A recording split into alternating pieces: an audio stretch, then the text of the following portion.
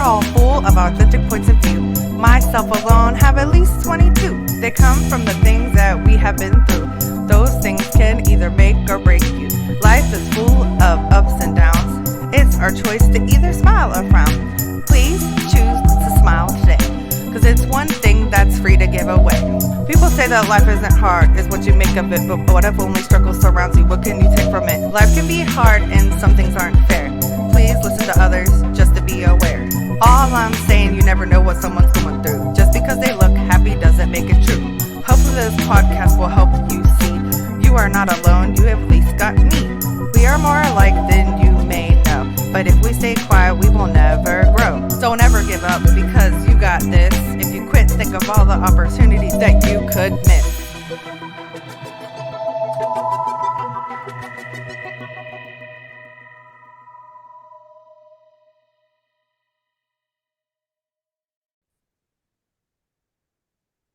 Hey everybody, and welcome to Authentic Points of View. I am your host, Danielle Boer, as always. Oh, woohoo! I'm excited. So, this guest is awesome.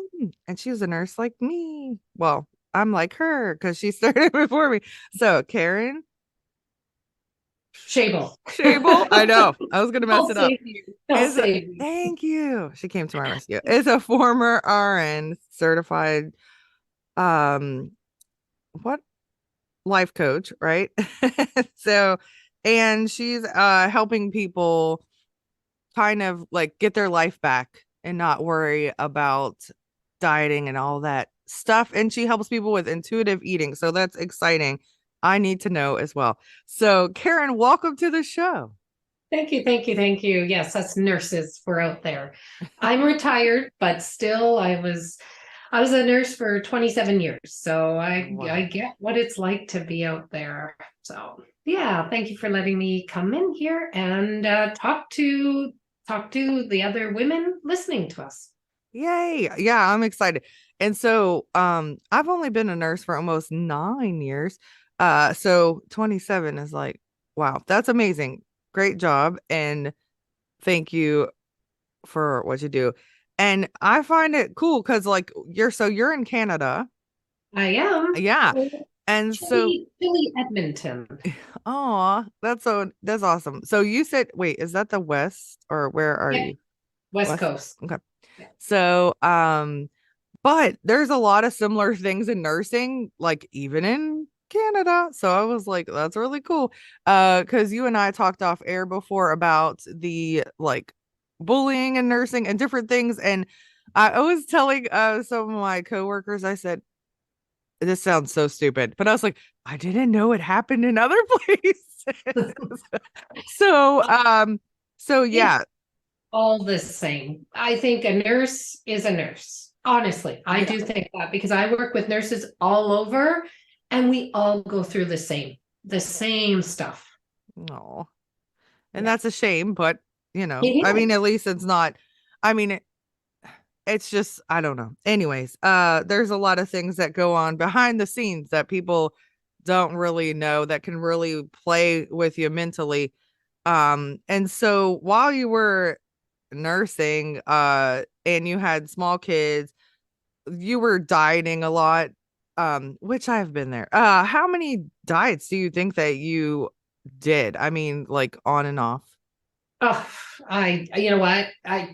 So many. I started my first like real crash diet when I was in grade 12. So up until then, so I was overweight starting about age 8 till I lost the first major. I lost 50 pounds in 6 weeks. And that was over Christmas when I was in grade 12.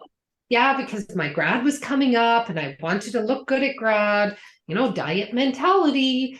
And that was my first big crash diet. And from that place till age 42, I did all the diet. Like I literally was on a diet, I think every single year. So if you count how many years that is, that's a lot of years. I think not every year, because when I was pregnant, I had 3 children. I wasn't dieting then, but in my brain, I was still freaking out over my weight because I'd gained so much weight when I was pregnant.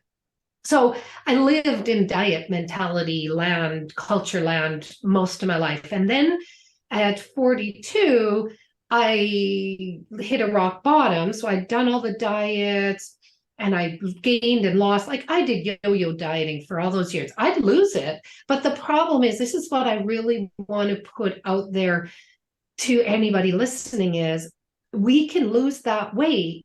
So I lost that weight many times. Like at 42, I lost over 100 pounds. But I lost a lot of weight many times, but I felt no different. So we have this thought in our head that losing the weight, when we get there, we'll feel better about ourselves. But I never felt any different inside myself. What's on the outside of us, if we don't work on what's on the inside of us, it makes no difference. And that's why then we gain it back again, because we're still beating up on ourselves, feeling terrible about ourselves. And then also to the other side of it is these diets, this diet culture is having us rely on them to tell us what to do in our life, how to eat, what to eat, how much to eat. And then you stop. And then what are you left with?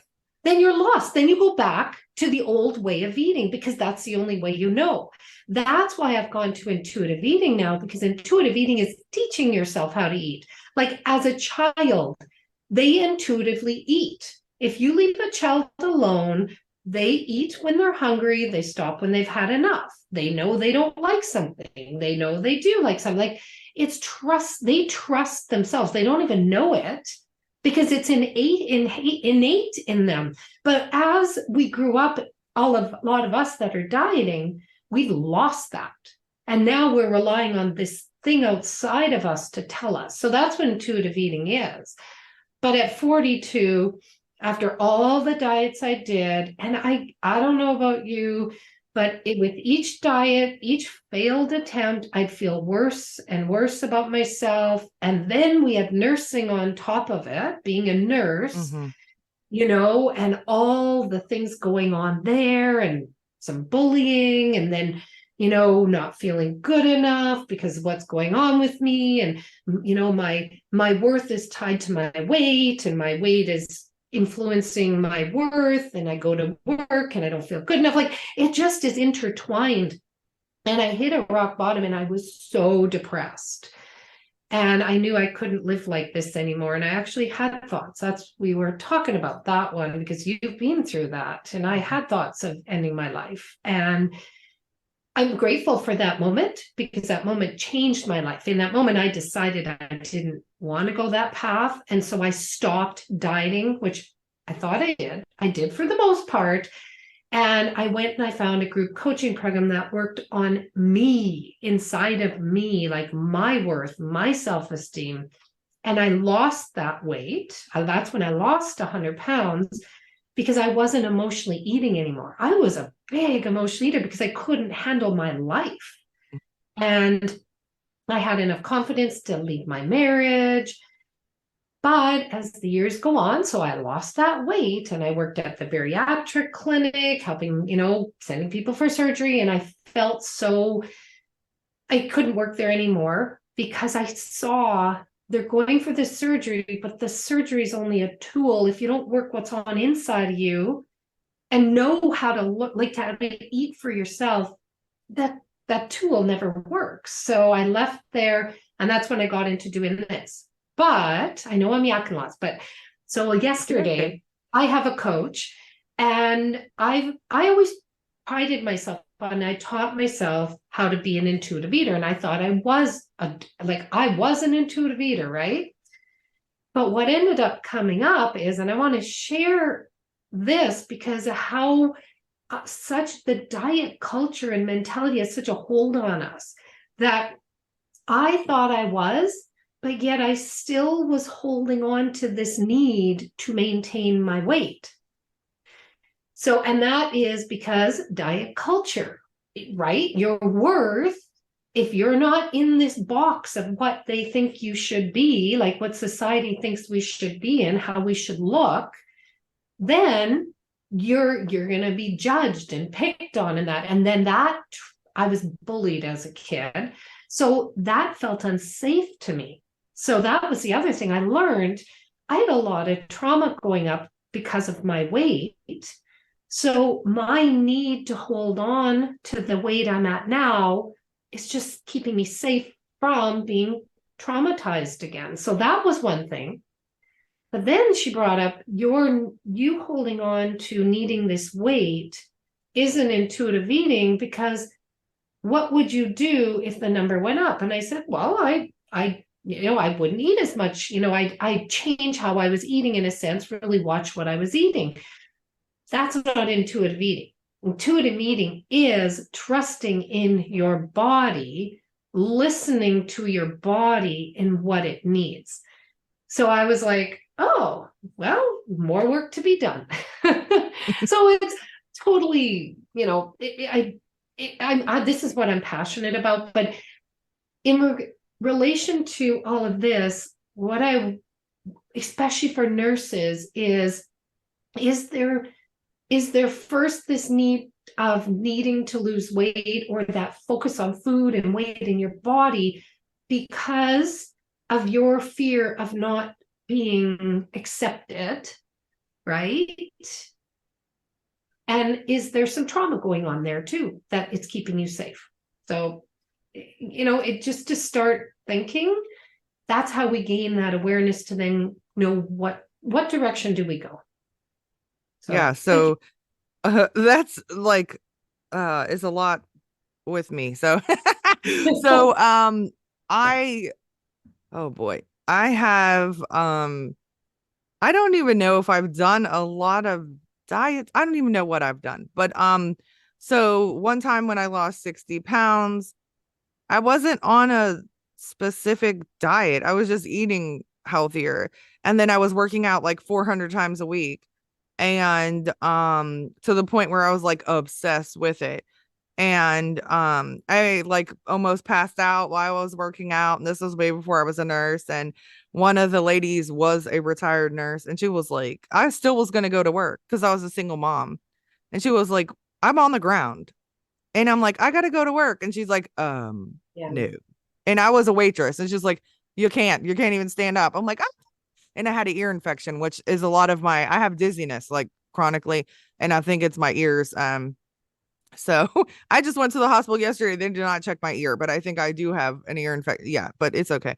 But anyway, so I've been so dizzy that I can barely stand sometimes. It is not fun, especially when you're taking care of others. So when I go take care of people, like right now I've been doing like clinics and outpatient places, and I have to be careful that I don't turn too fast or I don't do this or when I bend over and not make it obvious, because I don't want people to know like what the heck's wrong with her, because I could still perform my job. I just need to be more aware. Yeah.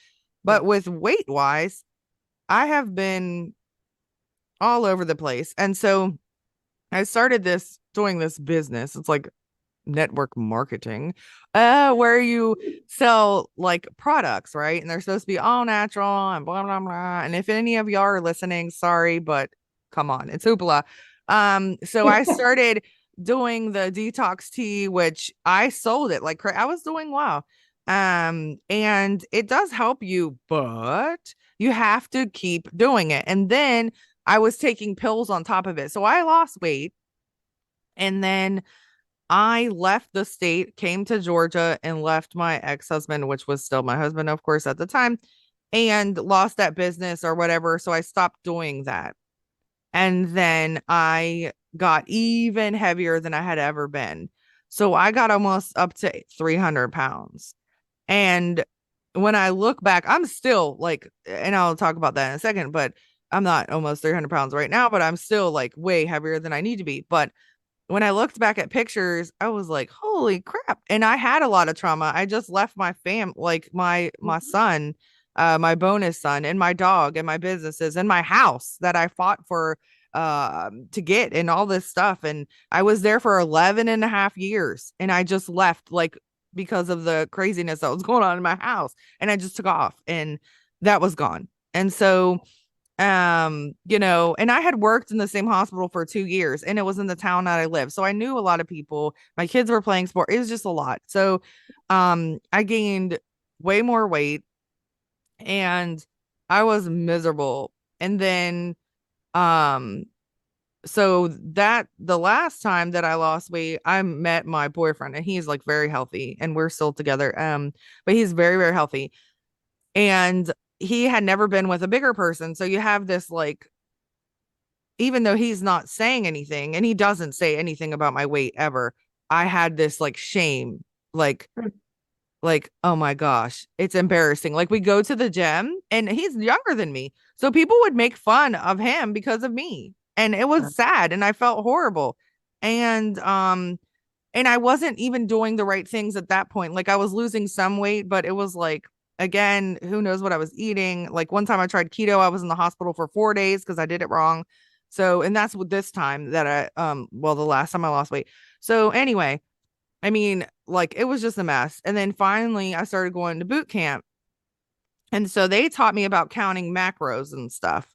And so a lot of these things are hard to maintain, which Yeah. I did so good, so good. Like I lost like 33 pounds in like a few weeks. Like I did amazing. And I got injured, so I wasn't even working out as much, but just changing my eating habits like really was, I mean, it was very helpful and I did well. And I got down to like a size 14.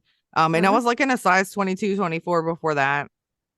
And I was healthy. All my stuff went away that I had, but I injured myself because the my body wasn't like fit for that intense, like that high that hit HIIT or whatever. So I actually was hurting myself. So Yes. yes, I'm smaller than I had been, but my body is now I'm having like a lot more joint and I still have it. Like that didn't go away. In my back, I got scoliosis, I got lots of issues. So anyway, so that I kept that off for a while and I lost 80 pounds that time. And I was feeling good. I looked good. Like I was like started like doing background acting. I was like felt good. I still felt like a big person, but then when I look at myself in the mirror, I could see the skinnier person. So I was like, okay. And plus he was very encouraging and my daughter and whatever, everybody was like, "Oh." So I felt good. But COVID happened and for the first time in my life I didn't have a nursing job because I work in recovery. So they took away, like, they weren't doing surgeries because they didn't know what was going on. So everything like stopped for a while. And so they weren't hiring travelers, of course, because their own staff wasn't really getting hours. Well, I gained like 50 pounds in 3 months. And now I'm having such a hard time like getting everything off again. And it's mental. Like it's so mental. Um it's Yeah, like it's a mental game. it is. The thing is, like because I've been through it all too. And like you even said, your brain, like we still see ourselves. Like there's many times, it's been 14 years, I still see myself as what I was for many years ago. But what I have learned, like, I don't know about you, but for me, I look back at like we are so good as a nurse looking after everybody else, Right. right? That's our whole job. But how are we looking after ourselves when we are like treating our body like terrible, beating up on ourselves mentally? Look how hard you were on your body, the physical side of it, restricting food. Like we are literally abusing ourselves. And I saw that, but I didn't quite see it because I thought, but that's the way you should be because you're supposed to be this certain weight. This is what we've been told. But as I'm learning, it's quite interesting because I've only just shifted away from weight loss because I know focusing on weight loss, that the food isn't the problem. Diets talk about the food is the Mm-hmm. problem. But if the food was the problem, then it's everybody going on a diet, it would all work, right? Right. So getting the focus away from that and what is, and I don't want to say problem because it's not a problem, is what's going on underneath all of this. Like that's where we need to do our work. And when we do that, and actually it starts with, this is a hard one for many people, and it was for me, was accepting what is right now.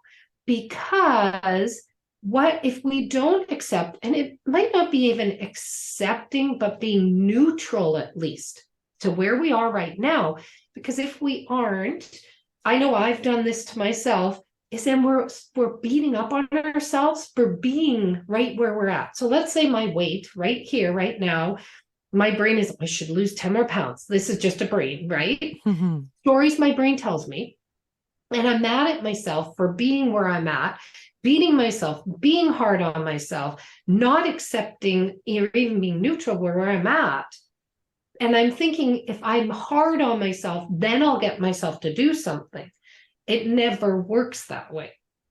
It does to a point in the beginning, but think about it. Like, if we talk to a child and really are hard on them, how motivated are they to make a change or do something different, right? And so I had to really learn to just accept, and I don't know about accept, but accept or be with like what is.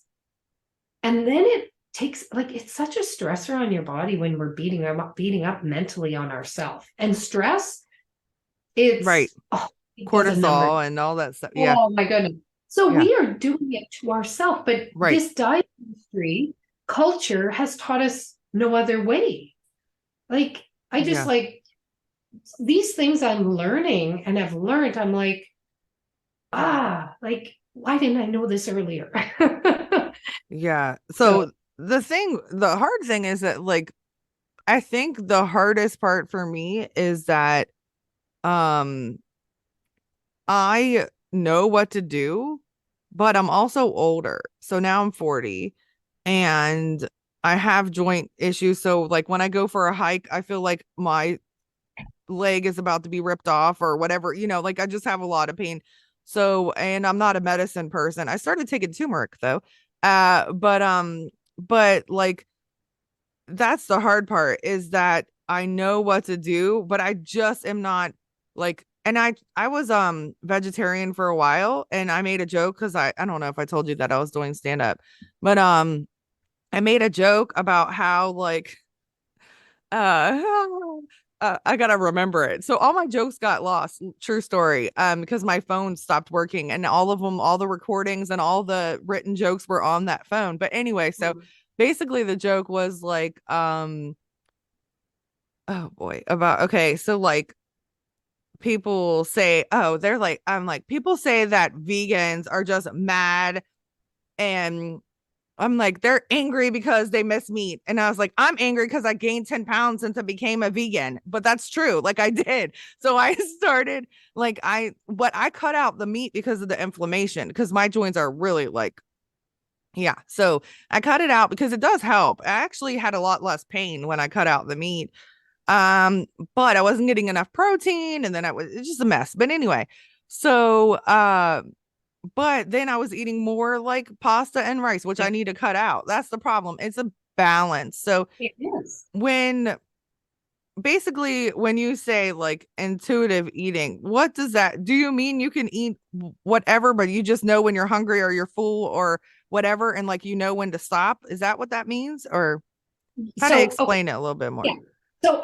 So many, many, many years ago when I started this journey of mine, I heard about intuitive eating, and I'm like, yeah, no, that's not for me. Like, there's no way I want to do that. And I don't like, it's whatever.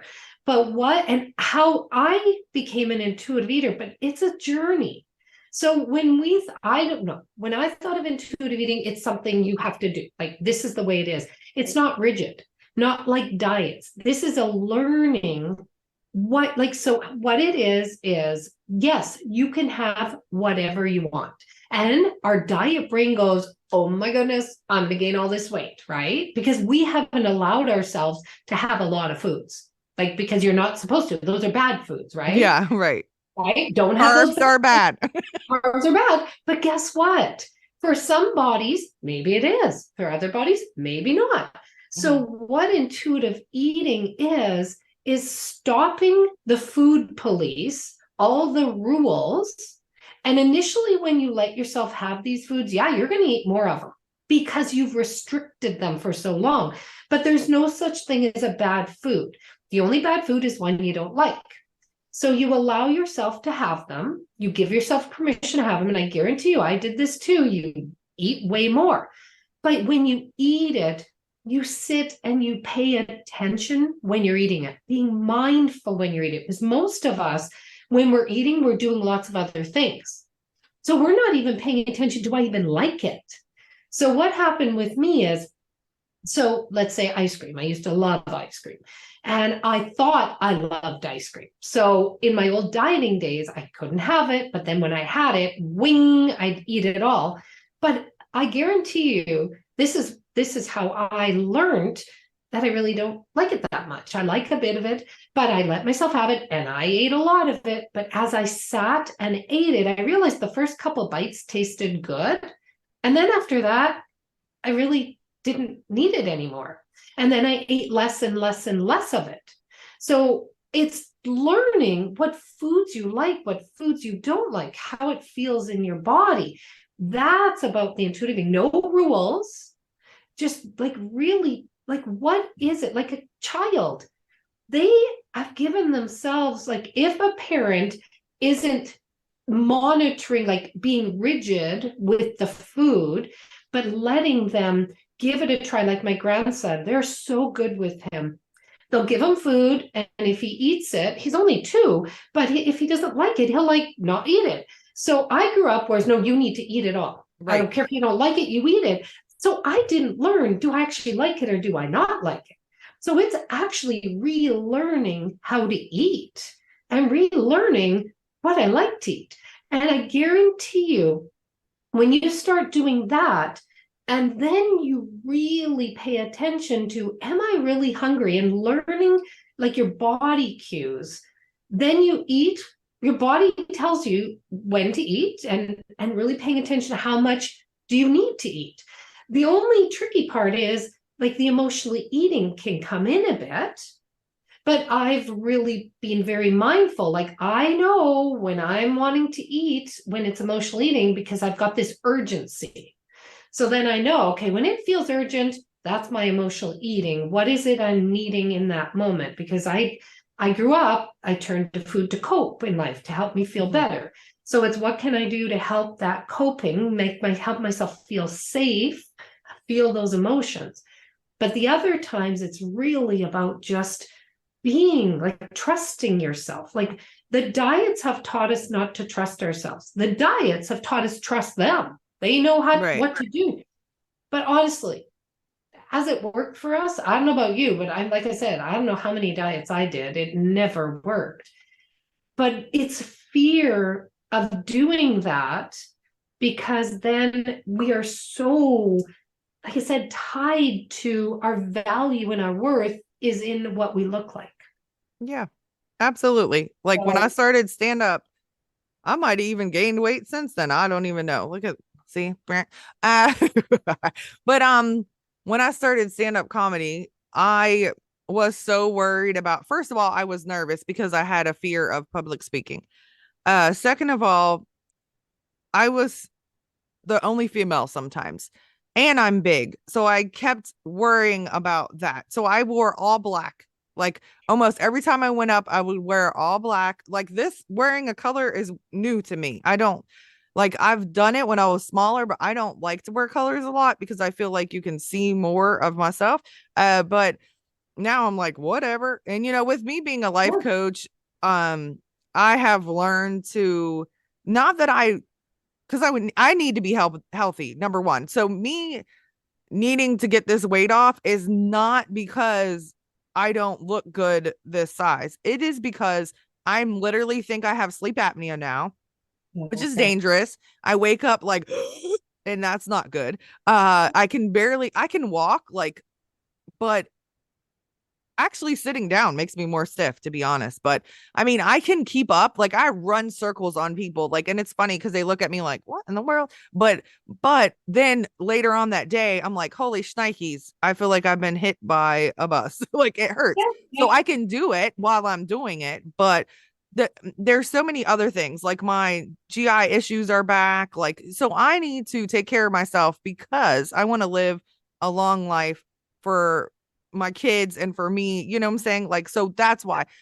But a long time it was about what I looked like, what I looked like, what I looked like, what I looked like. And I would watch my videos back and be like, oh my gosh. Like, and then I wouldn't pay attention to people laughing. I wouldn't even hear the people laughing because Yeah. all I saw was me, like what I looked like.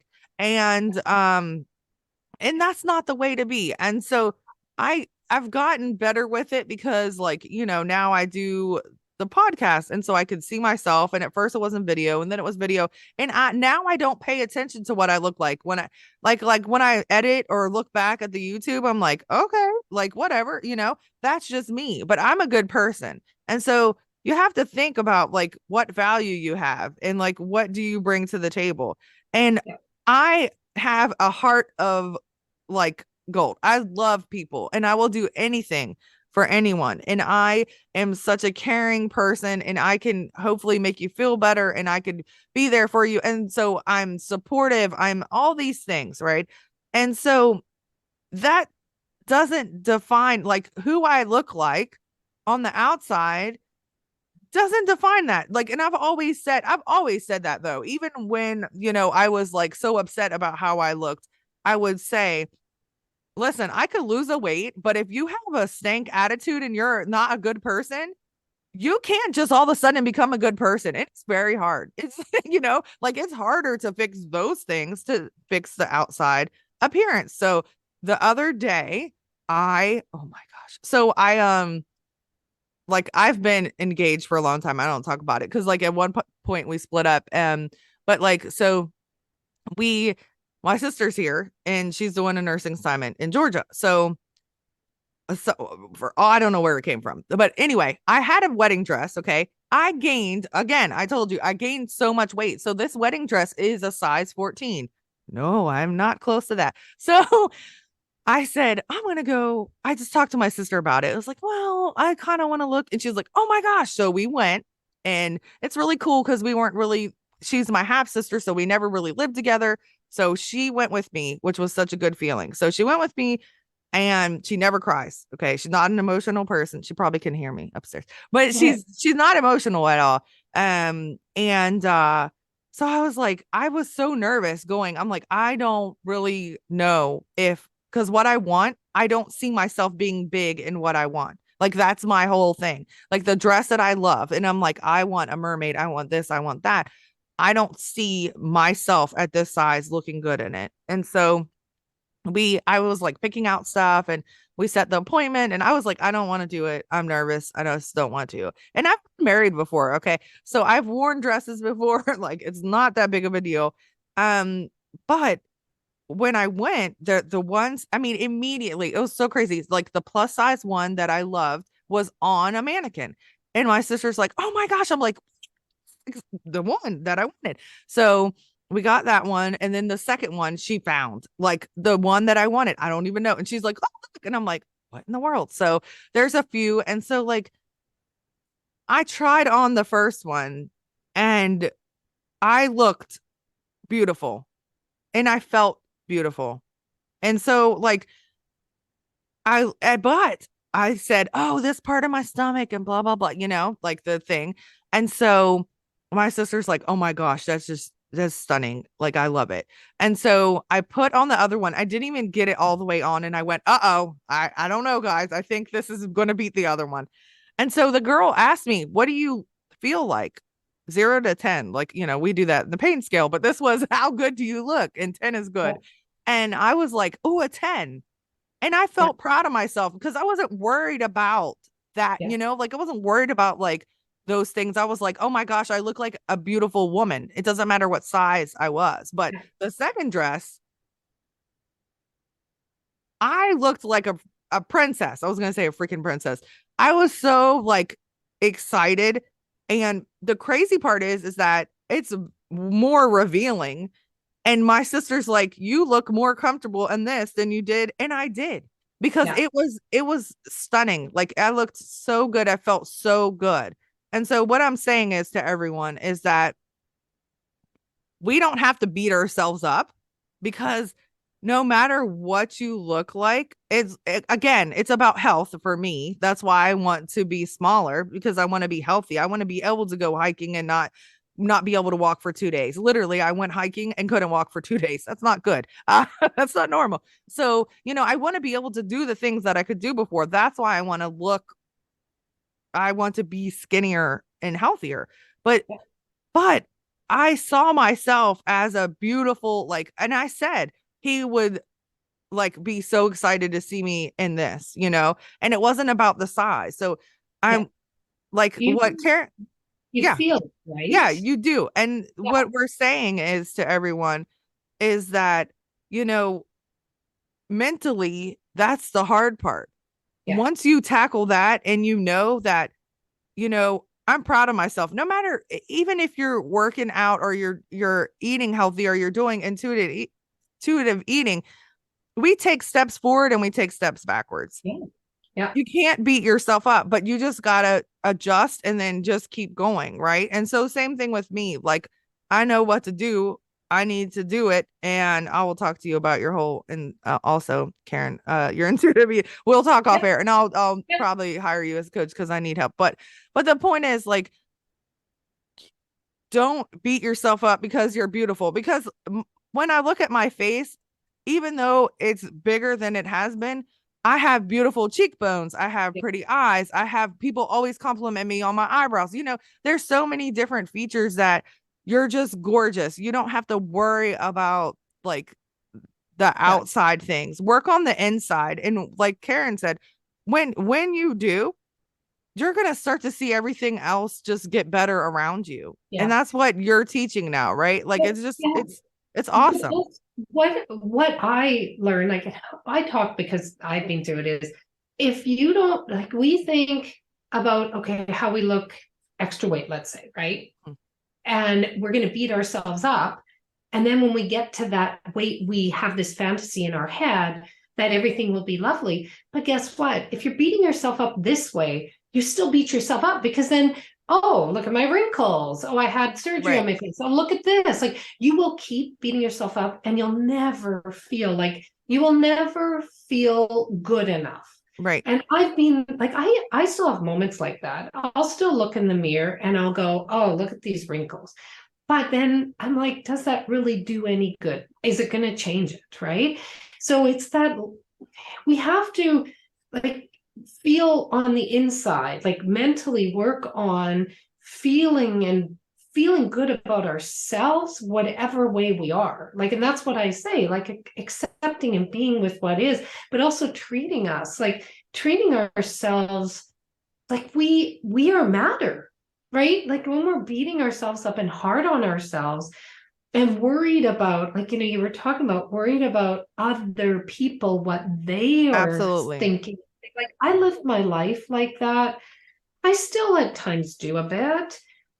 Like, you're not even living your life. You're living your life through somebody else, right? Because your brain is in, what do they think about me? Well, I should do this, or I should be this way. So you don't, like, I think I lost myself for a long time. Like, I think that's when I hit my rock bottom, because I think I was living this life of what I thought everybody else thinks I should be. Like, I know I was, I should be this certain way. I should be doing this and doing that. And, I'm not doing it. And what a failure. And I was. But when I stopped my focus on everybody else and figured out who I am, and like what makes me feel good and beautiful, that's what's important. Like, no wonder I was so depressed and anxious, because I lived through everybody else's head. Like, I was in their head. What are they thinking and feeling, worrying about it? And I'm like, oh my goodness. And so it's like, intuitive eating to me too means it's being who you are, right? Like, that's part of it is. And for me, like, even some days I struggle, like with my coach yesterday, I'm like, because I tied my identity to the person that lost all this weight. And I was fearful, like a fear came up in me. Who am I if I don't have that? So Well, that's one thing I've been working on is like, who am I? And I'm like, no, look at, like you said, like who you are, like what an amazing person you are. You would do anything for anybody. Like that's, I need to tap into that, like go to that place. But when we put our identity on our outer look, like, how can I be happy living from that place? Right. So I've right. really, that's been my work is like really tapping into like honoring who I am. And that means honoring my body too, right? And not beating up on the wrinkles I'm getting at my age and that. And like I've had trauma in my life and I can feel like this is something new, this learning about the trauma response in Yeah. that and how like I know I've been on this fight or flight for a long time. Like living in my head is my way of staying safe. Because if I go and feel, it feels really unsafe. But it's that allowing myself to feel it, like helping myself feel safe. And it's it's not easy, let me tell you. It's scary and uncomfortable, but you know what? I know if I do this work, like I I can then really be free. Like when I was talking to you about this before I got on, like it was like when she did this work with me, this she was like it was an hour and a half of coaching with me, helping me work through this. And at the end, and that's what I do with my clients. And I can see it because I see that happens to them. Like she's like, so many times my clients go, they take this breath and go, oh my goodness, like what a relief. And that's what happened with me was it was almost like her working through this with me and showing me the trauma response in my body gave me permission to finally be with it. And it was like, what a relief. Like it just lived from that place of this tightness, of not tight in your body anymore. It's like my brain can then think of so many other things other than my freaking weight, right? Because Yeah. life is more than our weight. Like it really is. So, Absolutely.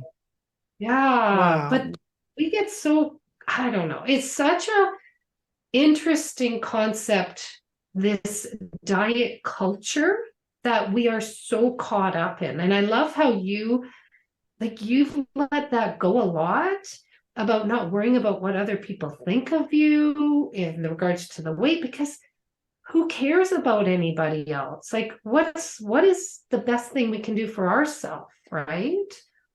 Right. Yeah, Oh, that's what we teach. Like I feel like that's what we teach our kids too. Like, don't worry about, like, and that's hard though, because they're worried about everything. What am I wearing? What is this? yeah. This person's gonna die. Well, I can't have these shoes and blah blah blah. And I have a 9-year-old and she's like that. And I'm like, girl, calm down. But then I had to catch myself because I was like that. And so she would correct me and she would be like, Mom, stop. And so I had to consciously think of like, okay, she's looking. Do I want her to say those things? And that's what you have to really like be mindful of. And, but somebody said to me, I don't know, maybe like 2 months ago, oh, you're a nurse. You should know better. And you should be eating healthier than anyone because big nurses, blah, blah, blah. And so, but people do probably look at me like that. But guess what? At the end of the day, in 5 years, are they going to remember how big I was? Or are they going to remember how I made them feel? Are they going to Oh, remember how kind I was to them and how I was there for them and supportive or like whatever? Or are they going to remember, oh, she was big and I literally bump into stuff. That's a true story. That's embarrassing. At a restaurant, this is a true story. Okay. And I'm just very transparent. The other day, oh my gosh. I was at a Salada. If you don't know what that is, it is amazing. Free promotion for Salada. It is a salad place. I don't know if y'all have that in Canada. Please look it up. we do. They're different names, but Okay, yeah, we but no, yeah. it literally you can put on whatever toppings you want. There's Okay. no limit because some places, like Oh, here in Atlanta, you can only put on 3 toppings. Here, you can put on anything. There's oh, fruit, there's vegetables, but protein costs extra. So, like quinoa costs extra, and then like the meats cost extra. Artichokes and avocado cost extra. Other than that, you can put whatever you want. There's different lettuces, there's different things. It is amazing. Oh my gosh. So, I was there, okay, and it is so slammed. And I'm in like a rich neighborhood, not the one I usually go to. I'm in a rich neighborhood. I am walking in between. I just got off, so I'm on scrubs. I am walking in between tables and literally got caught on a table, almost knocked over a chair. And these 3 guys, these like in business suits, look at me. And one of them goes, what? I'm tearing up the place. And I just fixed the chair and I just kept walking. And so I didn't beat myself up because I was like, who cares? A skinny person could have done that. The rows were absolutely. really small. So it's Yeah. funny. It's that you have to train yourself, which again, it's hard. My big issue is that I have to get healthy because, like I was telling you about my heart. Like my heart, I've been having palpitations. My heart rate's been up. It was up in the 120s. Even sitting down's been 100. So that's not normal for me. So I need to get myself together because of that. Like I need to watch what I'm eating because of that, because I don't need fried food. And then now I can feel my arteries like literally, I can feel like the tightness. That's intuitive eating. Probably the things that affect you or make you feel sick or sluggish, then you are mindful of that probably, and you're Yeah. like, oh, I'm not going to eat that. Or too much salt. Like if I eat too much Yeah. salt, I could feel my hand is tight, like I feel like my blood pressure is going up. So then you think about those things and you're like, well, cheese makes me sick. Okay. And then I had cheese yesterday, and guess what happened? It made me sick. Percent. So Yeah. so I have to be smart. And that's the thing. It's not even like limiting yourself because you're like it's bad food. It's that if it makes you feel sick, then you need to know that and then fix it and kind of like work off of what makes me feel good then, right? Like what foods make me feel good? If I eat an apple, do I feel good? Okay, well maybe I need to eat an apple a day or something like that. And Yeah. Well, what I do, so trick wise, sorry to interrupt you. What I do is I'll give myself 2 options. Because the oh, one that, the French fries, let's say, like I do this when I go out to eat because my brain likes hamburgers and hot dogs, and I allow not hot dogs. I'm not a hot dog, hamburger and French fries. And I don't limit myself not to have them. But then let's say there's a healthier version, salad, whatever it is, right? But I'm sometimes I'm like, I don't know what I want. So what I'll do is I'll pick both. I'll look at both. And this is what I mean. Mindfulness is so important because we're so used to, especially as nurses, we're so busy. Like we go, go, go, and we don't even stop and think. So really stopping and thinking, what I do is I envision myself eating that. And then I envision myself, like I see myself eating it. And I literally like feel myself eating it because our brains don't know the difference between seeing yourself do it and actually doing it. And so then hmm. I'm like, how does this make me feel in my body? Is this how I want to feel right now? And then I make a decision from there. And whatever decision I make, there's no beating myself up, right? But so many times because our brains are wired for pleasure. And of course, if you've not allowed yourself to have those foods whenever you want, your brain is going to want those foods. Absolutely. Mhm. So let yourself have an opportunity. Which one do you want to eat? To me, that's how I started this process. And it really did help me. Many times in the beginning, I'd still have the hamburger and fries. And now sometimes I'll have it, sometimes I won't. But it's just more comes from a place of what feels right for me in this moment.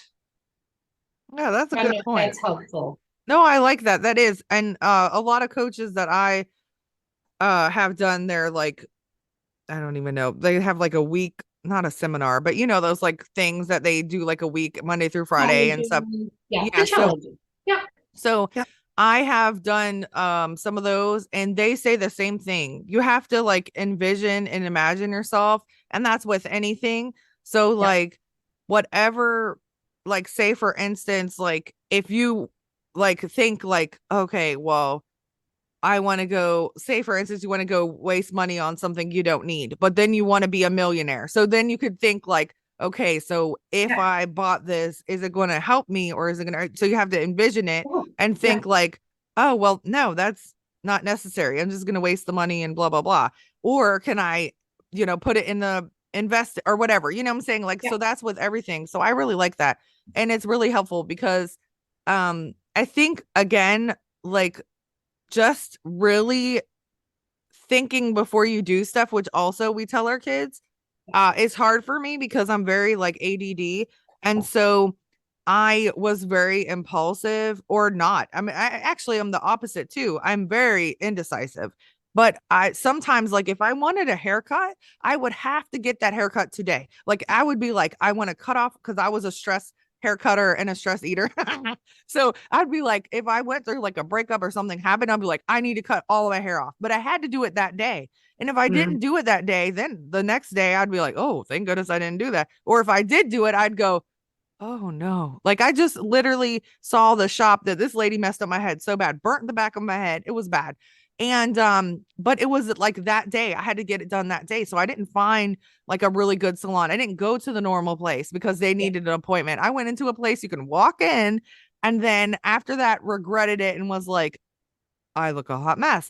So, thank goodness hair grows back. But the point is like thinking and being in the moment is Yeah. so helpful Yeah. because you really can process things. And then sometimes you need to take the time to just go, oh, wait, or write it down. And when you read it out loud, you're like, what? I want to do that. Or, like that doesn't make sense. Or I want to eat. Like, I don't eat that. Like, why would I want to eat that? Like, sometimes, like, when I literally was eating vegetarian, if I was stressed out, every once in a while, I would eat like a steak or something. And then I would get sick from it. And I'm like, why am I doing this? Like, and it was just a like impulsive thing. I was just like, Yeah. it's gonna make me feel better. Nope. And made me feel worse every time. Yeah. And so that's like what you're teaching is really, really cool. So when did you start the coaching actually? Like your whole, I know you changed it some, but when did you become a coach and how long have you been coaching? Oh, so the last place I worked was at the bariatric clinic. Mhm. And then I left there. Oh, that was like about 8 years ago, I think around there, about that. And then I left there and actually I opened a nutrition clinic. So Awesome. it was a franchise. So I hired a dietitian, a nutritionist, and myself. But again, it was a diet. You gave meal plans out. But I had this wonderful thought. I'm going to bring in, the mental side of it into it, Hmm. right? The mind work into it. Didn't work. It was people came there. If you give them that diet, that's what they wanted. And it was a franchise, so it was hard to Right. make it my You couldn't own. tweet. Yeah. Yeah, so I closed that down. Then I went and did the psychology of eating course. It's a coaching certification program, and it was amazing. It like opened my eyes to a whole other way of life. And then I just like, I want to do coaching. And then I ended up, because that taught us about the aspect of the eating. And it was sort of intuitive eating in a way, but it was really figuring out your body and everything. And then I did another certification. It was life coaching, life weight coaching. And that's when so it was about 3.5, no, 4 years ago when I really started. And then I started as a weight loss coach. And just in the summer, I didn't have my heart in it. My clients did good, but I really didn't have my heart, and I held myself back. And I realized because it wasn't in alignment with me, like I didn't want to talk about weight loss. I wanted to talk about why you're struggling with the food and everything. And then I just couldn't figure out how to do this. And then intuitive eating, this lady that teaches coaches how to do it, came in, and I realized I'm a like majority of it, I am an intuitive eater, except for this one little aspect.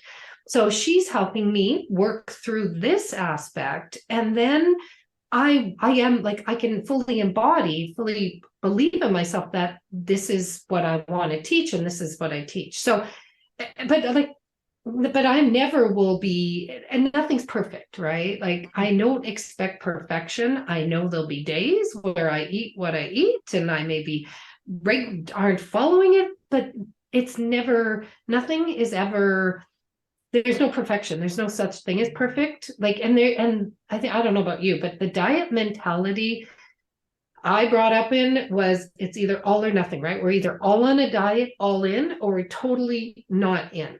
Right. And it's really learning there is this middle ground in there, like, right? There isn't like all or nothing. And, it's interesting. I always say I don't know about you, but my clients, I see it so much is how they're eating, this diet mentality with the eating also comes in many other aspects of their life too. Right. So it's just changing the way you're looking at even life too. And like just not being so hard on yourself. Like I think so many of us, especially women, are so hard on ourselves. And I don't, when I learned, I don't know if you've heard that analogy of, the on the airplane, the oxygen mask coming down and you put Yeah. it on. You know what? I honestly, I didn't get that. I'm like, yeah, no. Like I heard it, but intellectually I couldn't take it in. And then when I finally started putting myself a little bit first in life, then I realized it because when I was burnt out, like I in nursing, you know what it's like, and I Mm-hmm. took so much on and I was trying to make changes when you're fighting a system and you can't fight a system Right. and and I put myself like last and I was depleted and I was a good person and I cared about people, but I was really not patient and a bit irritable and Yep. frustrated easily with my kids. But then once I started looking after myself, and it's not even about bubble baths, like, everybody thinks self care is bubble baths, but it's actually starting to not beat myself up and just give myself 5 minutes grace of downtime. Then I was becoming less of an irritable person. I was a little bit nicer to my kids. Like Awesome. I was always nice, but I had more patience. So I finally understood what that meant. And so that's why it's important. It's about us. Then also we're the best person we can to other people as well. Yeah, that's true. And that's so mine is, I work with grief and PTSD. So anybody that's experiencing that, but and I'll honestly, uh almost everybody, well, everybody will experience grief in their life. So it just depends on, there's different, of course, aspects and stages and different things, but really that's what it's about, is that if we change the mindset. And so I work with my clients to not think about how the person passed away, how young they were, how did it happen, whatever. And so because that actually is making you miserable, and then your life around you, like everybody, you're disconnected. And so there's other ways also that it affects, but like, my brother died tragically and he was 26. And so, and I witnessed it on the phone. And, and so like then he had a daughter. And then you play this on and on and on. And you're like, oh my gosh. And I heard the last words that he said. And now I look back and I'm like, how like amazing. And it's sad. And it's sad that we lost him. But how amazing is that I literally had a behind the scenes look at mental health and the breakdown and the psychosis and all the things that can happen, and that I can help people now. Yeah. So it's not amazing that he died, of course. It's not amazing the way that he died, but the fact that I heard and saw that it was not him, and I can help people. I could say he wasn't in the right state of mind. And it took me a long time to get there. Okay. But I had to change my mindset. Number one, I couldn't feel guilty anymore. I got to let it go. There's nothing I could have done. And so once you start letting those things go, you can get back to life again. And just like with the food thing, like if you're not so focused on the dang food and I can't have this and I can only eat rice cakes or whatever, you're going to be freaking miserable because rice cakes are okay. You can't live off of them. I've done it, but I can't stand them. like them though. I think they taste okay, but it's just Oh, no substance. But like, trauma. yeah, see, I Trauma know. from having too many. That's Uh, hilarious. So yeah, but so it the is true. Like what we hold in our head, like, okay, so this was the big aha moment for me with all the coaching courses I took. Mhm. So many of us think we don't have a choice of what we are thinking. Like this is just the fact. This is the Yeah, way it is. But we can challenge those thoughts. We don't right. have to think this way. We can think a different way because so many of us have been raised, like I don't know about you, when like to go through grief, that is the focus, focusing on their life and how bad it is and how sorry you are for Yeah. everybody. But we can choose a whole other way of thinking. Oh yeah. And that's the whole thing. If you do switch and say like in with my clients, I ask them, tell me the three ways that that person impacted you, or like what did they bring to the world? Like how great, what are three things that they did that are awesome or whatever, or how you feel or whatever. And then they start thinking about the good things and they Yeah. go, oh wow, instead of thinking about the way that they left, because there's a lot of tragic stories that I've heard. Mm. And it makes me sad. I feel for them. But you can't stay in that moment. We can be in that dark place for a little bit. It's Yeah. okay. But you Yeah. gotta climb out of it because you're not going to be happy, productive. And if you have kids, they're going to see that side of you. You're not going to be connected to maybe your husband anymore. And that's how divorces, can happen. And so you might not be productive in your job anymore, and then you might just get depressed, and then you might not even want to live anymore. And so everybody has a purpose and everybody is important. And so focusing on those things, like, and say for instance, if it's your mom or dad that you lost, what did they instill in you that you are now using or that you could teach to the next generation? And that makes you feel good. Yeah. And if it's your mom, can you share her recipes? Can you do this and let them live on and celebrate life, not the Yep. death? Yep. Right? We all Yep. are born and we all die, but don't focus so much on the exit because that makes you sad. Don't Yeah. focus on those things. Focus on the joy that you had and live. And if you had traditions, you freaking teach everybody the tradition. You Yeah. don't have kids, you can teach them to your nieces, your nephews, your friends, your whatever. You share that stuff. And then people have started foundations for their family or their loved ones or their husband or whoever you're losing, your kid. Mm. God forbid if you lose a kid, start scholarship fund, start write a book, like all these things, and you can help other people in the process, and that makes you feel good. And then you get a sense of, wow, like I'm using this tragic situation to actually help people. And, I didn't talk about my brother's death for a long time. And now that I do, it it feels so much better to just say, this is what happened. And that's not how he was. That's not what defines my brother. My brother was funny and awesome and crazy as crap, but like he was a lot of things. And he was a good friend and he was a good dad, blah, blah, blah. But I had to focus on those things, and I didn't for years. I focused on what happened, the end moment, the last thing that I heard, the last thing that this, and you can't live like that. And I'm telling you from experience because Yeah. it will eat you alive. I almost dropped out Oh, of yeah. college. I was not a present mother like I should have, and I was the only parent. And that's not how life needs to be. Let the food dieting crap go. Let the guilt, the shame of whatever you're going through. You Oh, got to let yeah. it go. Like that's, thank you. Because yeah, like what we hold in our heads, that's what ends up result. Like I teach, you have a circumstance, Mhm. then you have thoughts about it, which create your feelings, which drive what you do, and that's the result. So do you imagine feeling like, holding on to all the bad, like I don't want to say the things that, oh my goodness, this was so terrible, this is so bad, Yeah, look all the people they left behind. You will hold this heaviness inside of you. And what do you actually gain from it? Right? Same as the diet nothing. thing, Yeah, beating yourself up and I should be this and I shouldn't have eaten that. And like then you feel this heaviness. They're both very different, but they're the same. I don't want to right. No, discredit yeah. the heaviness from that.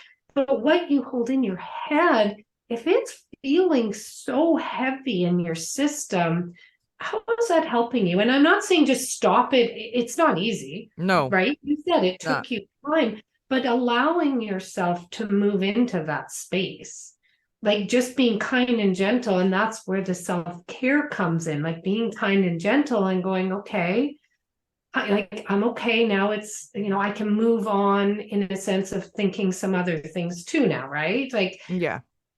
you can't expect yourself to just go, yeah, and now, okay, let's think something else. Like it Right. doesn't work that way. No. But at least acknowledging, yeah, I feel it, but now I can also think this too. Hmm. But I love you sharing this because it brought up in me like the years of dieting I did and beating myself up.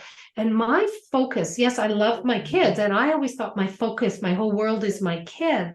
Hmm. But I was living my life with my kids through this dark, heavy space in my head because of how I felt about myself and my Right. weight. What kind of I know I was a good mother, but I know that affected my son too, because he's in his 30s and we've talked about it. And I never, ever, ever said anything about his weight. And when he was a teen, he went through a little bit, they called it chubby, it's a growth thing. I never said a word, but here I was always dieting, always watching my weight. I Hmm. never said anything. I really tried not to beat myself up in front of him, but he picked up on it. And now he's very athletic. He works out. He's like, in good shape, but even said in the back of his mind, a big part of why he works out is because he doesn't want to gain weight. So Oh, I did but I didn't realize what I did to him. And right. initially I felt so terrible, but then I'm like, but I knew no other way. So this is my compassion on myself. Yeah. But it's that, how are we affecting other people with what we're doing? And like, even still, like, somebody grieving, and if we're always talking about forever and ever how bad it is for that daughter, how is that helping the daughter? Right. Right. Yeah. So, So you're right. And that's a big thing that I teach also is like forgiveness. So I kind of said it, but I didn't say that word, but that word's important. yes. So, and just like we say, not beating yourself up, same thing. Forgive yourself, but forgive others. So something traumatic happened to you, you have to forgive that person because it's not for them, it's for you. And Mhm. so just like with eating, like I was so worried about this and I was so stressed out and I would just eat horrible things and then feel sick, like almost vomiting sick. And that's no good. And so you have to like really forgive and like you're never going to forget, right? And it's not saying it's okay that this person hurt me or it's okay that this happened because those things aren't okay, but it's okay to let it go and move on. And then you need to focus on yourself. And so when you do, you can live healthier, have Yeah. happier, and then you, I mean, you're just not stuck. Like being stuck is horrible. Believe me, I know. And Yeah. just like with food or with anything, um, you don't want to be stuck in that mindset of ugh. You got to love yourself. And it's really corny and people say you can't love yourself, but it's true. Like when I feel down about myself, I'm probably not giving all the like love and empathy and Oh, compassion that I'm supposed to be doing. And so you can do it, everybody. So to reach out to Karen, we're going to talk about in a second where we can find her. Reach out to her. She can help you figure out why you're going through this yo-yo up and down thing. Why do you have this connection to you have a connection to what weight you are or food or what like what does it stem from? Because it comes from our childhood. Like you said, you have to eat every single thing. I remember one time my brother, oh my gosh, he was so rotten, but I miss him. He was 1 year younger than me. This is not one, this is two. 1 year younger than me, and we lived in Germany. And I remember I was only like 5 and he was 4, but my mom would make him sit at the table until he would finish eating, and he would fall asleep in his food, literally face in the food. And so it's a funny memory now because he's not Yeah. here. Yeah. But at the time, we would be like, "What's wrong with you? Just eat it, you Eat it. stubborn little kid." Yeah.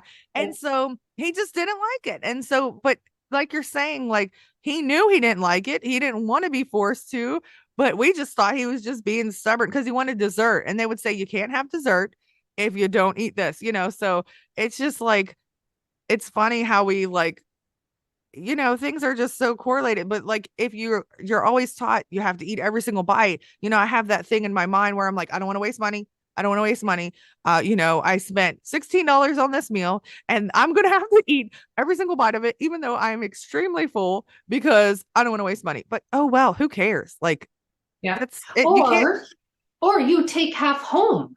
Yeah. But see, my thing was I couldn't take half home because I couldn't stop eating, like way back when, Hmm. right? Because oh my goodness, this is so good. That was the story I told myself, and I couldn't stop. So, Oh, but yeah, there's so many things we don't even know we're doing. That's just not helping us. Like we do know no. it, but we don't know what to do to change it because the diet industry, and I go back to it a lot, never taught us any of this. And my parents, I know my parents never taught me this, Right. told you eat it all. So no wonder I ate it all. Yeah, yeah, that's the thing. You're right. And so, it's so funny, but where can we find you? Do you have a website for your coaching or Yeah, okay, it's a look, Karen Schaible, KarenSchaible.com. okay. I'm on Instagram, Karen Schaible _ on Facebook, Karen Schaible. Food, my business one is food and body freedom for nurses. So yeah, reach out, take a look. I just as we're recording it, I'm just shifting away from weight loss. So they'll look and there's a lot of information about weight loss. But I'm like going, yeah, when we focus on weight loss, it just sets us up for Right. staying in that yo-yo dieting cycle. So it's time for me to release that and do what feels right and good for me. And it's working on all the stuff underneath the surface and learning a new way of living. Like time to enjoy our life, right? Yeah, that's a good point. Focusing on the number uh is also mentally draining. I did that. I was like, so I did really good too.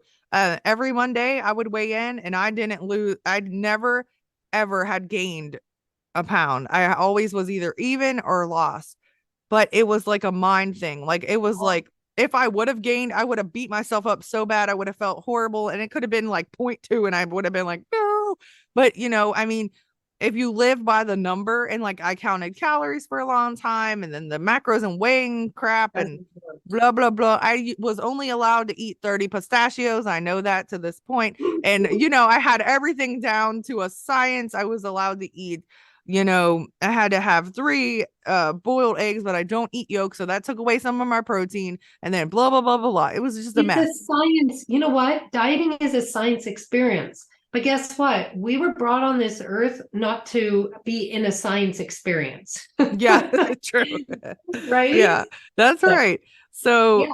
this has No, been make really it good and natural. Yeah. yeah, that's true. It's been awesome and very helpful. And hopefully, you listening out there, this really helped you. Please reach out to Karen if you are having any issues pertaining to food, or even if you're not eating enough food.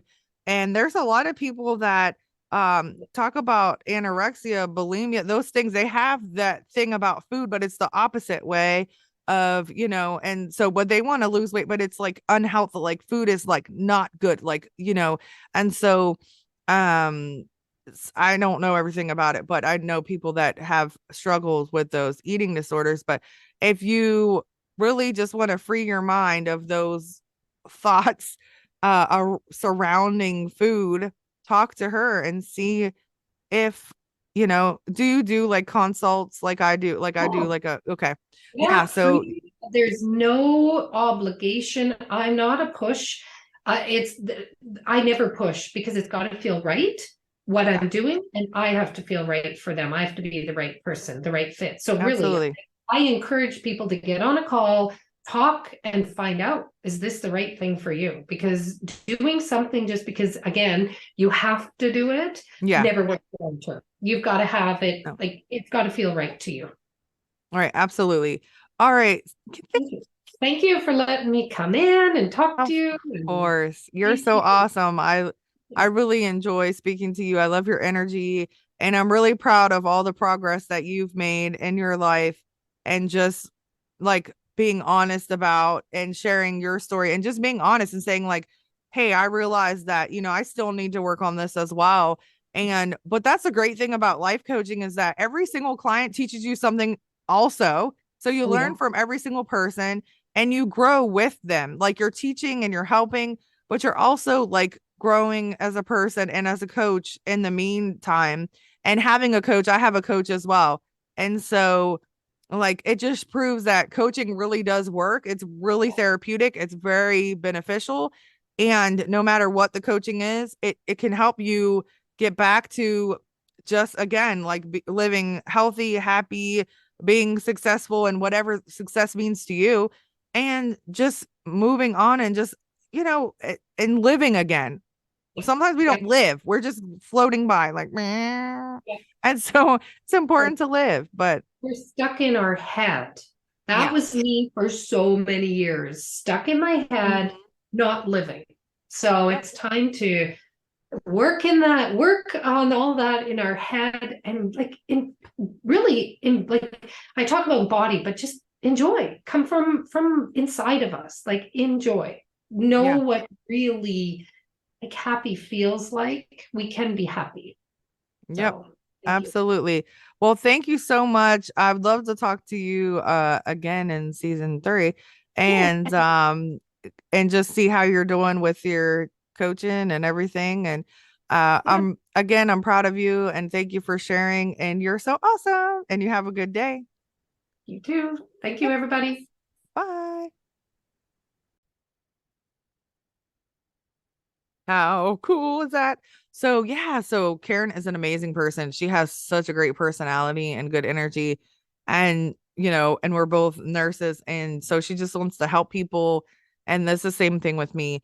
So excuse me, I really liked talking to her. It was really awesome, and she really taught us a lot, and like the mind, like, with the dieting and what size you are and all that stuff is all can be related to your mind, and that all can relate to other things, and really traumas and things that have happened to you, not even related to food, can really affect how you're eating. And I still am an emotional eater, which is not good. But anyway, so reach out to Karen if you need some help and want a coach. And again, you could do like a consultation or whatever. I have discovery calls is what I call mine, and just see if that's the right fit for you. She's really amazing. She's told me she's really helped a lot of people, and it's really awesome. She has different programs and stuff, and so different lengths of time and everything. But she's just really a good person, and I enjoy talking to her. So all of you guys have a great day. And again, if you need a grief or PTSD coach, please reach out to me. authenticpointsofview@gmail.com. If you want a person on the podcast, if you want a subject, if you like want to come on yourself, reach out to me in that email. I'm on Instagram, Facebook, all those things.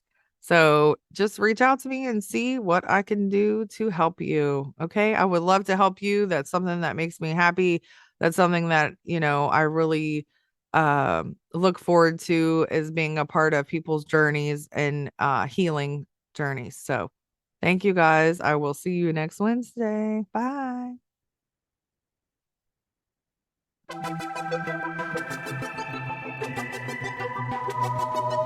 Thanks for listening to Authentic Points of View podcast. I hope that something you heard today changes your point of view. If you would like to share your views, please email me at authenticpointsofview@gmail.com or leave a comment on Facebook at Authentic Points of View podcast. Remember, always be mindful of other people's journeys and have open ears and an open heart.